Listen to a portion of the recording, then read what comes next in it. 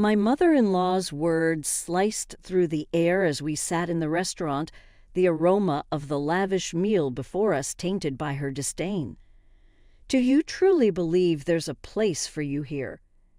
she added, a smirk playing on her lips. "You're just a daughter-in-law, not blood," she continued, her hand waving dismissively, a gesture that felt like an invitation to leave. Anger coursed through me, making my hands tremble as I pushed back my chair to stand. But before I could exit the room, she halted me with a raised hand. "Wait, what about the bill?" "If you're leaving early, leave the money," she demanded, a smug expression on her face. I met her gaze with a defiant smile. "Why would I pay for a stranger's bill?" I retorted. "My name is Maya, a 29-year-old office worker. My husband Terrell and I are content in our relationship, except for one persistent problem: my overbearing mother-in-law. Living close to her, she invaded our lives, criticizing my cooking and homemaking skills. Uninvited, she'd barge in, pointing out every flaw, all while pretending to be a concerned mother. When I complained to Terrell, he didn't believe me. In his eyes, his mother was just a loving parent, blind to her manipulations. As time passed, her intrusions grew worse. Armed with a key my husband had given her, she'd enter our home, criticizing and complaining about everything. She even tarnished my reputation with the neighbors, spreading lies about me. I pleaded with Terrell to move away, but he remained indifferent, busy with work. Then a turning point arrived. His successful project led to a promotion and a significant salary increase. Seizing the opportunity, I suggested expanding our family. "Now that our income has grown, perhaps it's time to think about having children," I proposed, hoping this positive change might finally open his eyes to the toxic presence of his mother. I thought it was a good idea, but if we're considering having children, I prefer to live in a more child-friendly town. There are very few child care centers here, and there are no parks for children to play in. Isn't it time for us to move? Finally, my husband gave a positive response about moving, and I was happier about this than the news of his promotion. However, that feeling didn't last long. The next day, my mother-in-law came over as usual without any notice. I was fed up, assuming she had come to nag again. But something seemed different this time. "I've decided to celebrate my son's promotion, so I've reserved a restaurant. It's a very expensive place, but it's elegant, the food is top-notch, and the staff's attitude is wonderful. It has a great word-of-mouth reputation," she said, inviting me to join. "That's nice, good for you," I replied, trying to be polite, although I was as unfriendly as ever. "Well, never mind. I want you to come to this restaurant, too." "Please come," she insisted. "I'll check my schedule, but it's probably impossible," I added. "Don't say that. We'll be waiting for you," she insisted. Even though I answered that way, she just smirked and left. Until now, she had been excluding me, but now she was inviting me and saying she'd wait. There must be something going on. When I asked my husband when he got home, he said he had already told his mother that we would go together. She had reserved that restaurant for us, and he was looking forward to it. "Do you feel the same way, Maya?" he asked. "Sorry, but I'm not looking forward to it. I don't know how much money it will cost at such an expensive place. I don't want to go." "Just say I have urgent business and enjoy yourself," I replied, feeling apprehensive about the situation. "Why are you thinking so negatively? Besides, it's not just us going to the restaurant. My brothers are bringing their wives too." "It would be bad if you didn't come with the whole family," my husband insisted, excited about going to a fancy restaurant for the first time. Even though I didn't want to, I felt compelled to comply. My words no longer reached my husband. If he believed my mother-in-law more than me, I decided to record her harassment with a voice recorder I bought online. She was probably planning to harass me at the celebration, too. I would record her voice and play it for my husband. If he still defended her, I would divorce him. With that decision, I felt a bit better. Still, the day to meet my mother-in-law at the restaurant was depressing, and I kept sighing. I hardly knew my husband's brothers, having only met them at the wedding, and I had no memory of talking to their wives beyond greetings. When we arrived at the restaurant, the waiter led us to a large room where my mother-in-law, the other son and his wife, and the third son and his wife were already seated.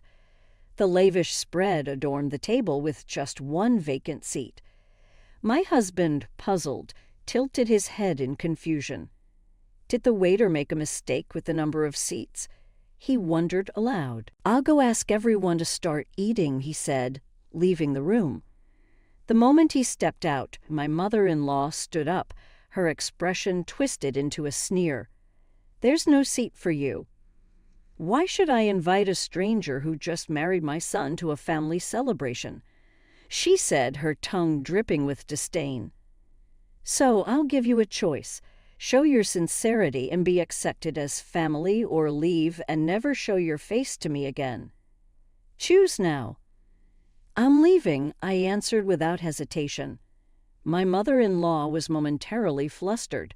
Did she think I would beg her to recognize me as family in this situation? No way. Listen to the end. If you pay the entire bill here, I'll recognize you as Terrell's wife.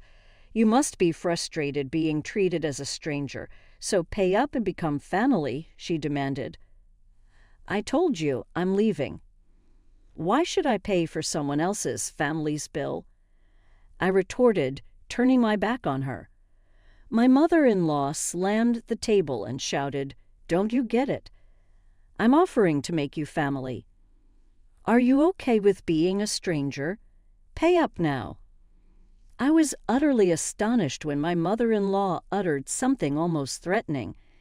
Even with the police present, they had clearly stated that if no one took her home, they would either escort her to her in-laws' house in a patrol car or arrest her for dining and dashing. "Please take her away, arrest her, or whatever it takes. Just make her take responsibility," I said, my voice cold and resolute. Mother-in-law's eyes widened in shock at my words. "How could you say something so cold? I can't believe it. Just pay up. It's bad luck to have a family member arrested," she pleaded. "I don't care. I'm not family, and I don't want to get close to someone who's talking crazy and causing a scene," I replied, attempting to leave the restaurant and let the police handle the situation. However, my husband, who had remained silent all along, glared at me. "I understand that what was said and done to Maya was terrible, but is it something bad enough to be arrested for?" he questioned, defending his mother. "You're missing the point. She's in trouble with the police because she dined and dashed and caused a scene at the restaurant. I have nothing to do with it. Or are you saying that I'm the one at fault for not paying for 6 people's meals, even though I didn't eat?" I retorted. My husband fell silent but walked past me toward the police and the restaurant staff. I knew what he intended to do. Anticipating his actions, I called out to his retreating figure. "If you're going to pay for her meal and compensate them, we're getting divorced." Think about that. My husband didn't respond to my words and silently took out his wallet. I sighed and left the restaurant, walking the familiar road back home. I started packing my essential belongings, preparing to leave. Just before the date changed, my husband finally returned. Mom's not getting arrested. It seems she was really in the wrong. But the restaurant said they'd forgive her if I compensated them and promised she'd never come back. I didn't have nearly enough money, so I had my brothers come and help, he explained, his voice weary. Then he approached me, noticing my packed bags. "Hey, what's with these bags?" he asked, puzzled. "I'm preparing to leave the house because we're getting divorced." "I told you that if you defended her, we get divorced. You're not going to say you didn't hear me, nor are you?" I replied firmly. My husband looked down at me, his eyes wide with astonishment. Then he raised his gaze and began to yell. "What's going on?" "Today you've been acting strange. I understand that Mom did something terrible, but why we have to get divorced?" He protested. "I've told you I'm being harassed, and even with evidence and other people's testimony, you still choose your mother who was almost arrested over me. Is it strange that I want to divorce someone like that?" "I've had enough," I said, resolute. My husband continued to say various things, but it all went in one ear and out the other. I prepared to leave the house and made preparations for divorce. The next morning, I immediately went to get the divorce papers. When I signed and handed them to my husband, he made a big fuss about not wanting to divorce. However, when I mentioned involving a lawyer, he reluctantly signed, and I submitted the papers right away. Finally, I was able to return to being a stranger. Afterward, my husband moved out of the house and went to live with his parents. He had relied on me for most of the housework, so he couldn't manage it himself. As a result, the house became a mess. Disliking the dirty house, he canceled the apartment lease and decided to return to his parents' home. Additionally, the eldest and third sons faced similar outcomes. On the day when my husband called his brothers to help with the compensation, they each had a big fight with their wives. The wives protested that they didn't want to pay for something that was their mother's fault, but the brothers used their savings to assist their mother without consulting them. Moreover, the brothers believed their mother-in-law's words, thinking they might get arrested because of their unreasonable wives. Their love cooled at the sight of them belittling, and they were immediately confronted with the prospect of divorce. Both of them returned to their parents' homes, refusing to do housework. In the end, the mother-in-law and her 3 childish brothers also returned to the in-laws' house. Thanks to the situation, they became a subject of mockery among the neighbors, who spread the word that all the brothers were abandoned by their wives. Mother-in-law dismissed these rumors as nonsense, passionately defending her sons and blaming their wives for their failures. The husbands, hearing the story, smugly nodded, convinced that divorcing them was the right decision. However, my relationship with the neighbors remained decent, and nobody believed these tales. They were aware of their mother-in-law's nasty personality and kept their distance, quietly laughing at her. Mother-in-law became known as a failed mother who couldn't educate her sons, while the husbands gained a reputation in the neighborhood as mama's boys who defended their mother instead of protecting their wives. Despite the furious attempts of my mother-in-law and my husband to contact me, I changed all my contact information and moved to a new house. In the end, they couldn't find us, and they lived their lives constantly complaining. Since I'm no longer involved with my mother-in-law and the others, my days have become enjoyable. Being free from the stress of dealing with her is a significant relief, and making new friends has also been wonderful. In fact, during the divorce process, I bonded with the ex-wives of the eldest and third sons over our shared grievances about my mother-in-law. Now we often go out for meals and enjoy shopping on weekends. They've given me such wonderful friends. I might even have to thank my ex-husband. The day after tomorrow, we're all planning to visit a new cafe. From now on, we can do what we want. It might sound obvious, but it feels more liberating than ever before. I want to lead my own life without getting involved with such toxic people, and I am genuinely grateful for the ship I found. I believe I would still be living alone if it weren't for them. The reason I'm not lonely now and the reason I can live happily is all thanks to them.